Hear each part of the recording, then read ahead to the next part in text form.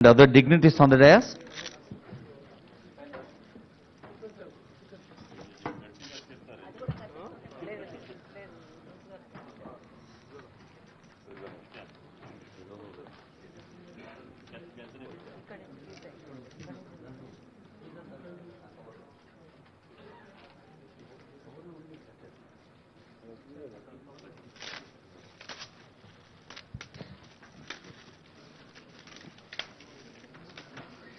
మొక్కకు నీళ్లు ఎంత అవసరమో ఆలోచనకు ఆచరణ అంతే అవసరం అన్న అంబేద్కర్ గారి సూక్తిని మనస వాచ కర్మణ ఆచరించేది ప్రజాస్వామ్య ప్రభుత్వం.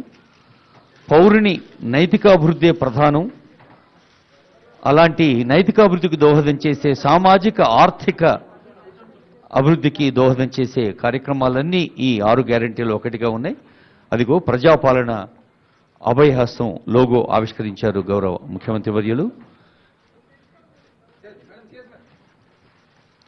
మహాలక్ష్మి, రైతు భరోసా, గృహజ్యోతి, ఇందిరమ్మ ఇండ్లు, చేయూత, యువ వికాసం సమాజంలోని అన్ని వర్గాల వారికి, పేద వర్గాలకి, అవసరంలో ఉన్న వారికి అభయహస్తాన్ని అందించే ఒక సర్వ సామాజిక నేస్తం ఈ పథకం తెలియచేస్తూ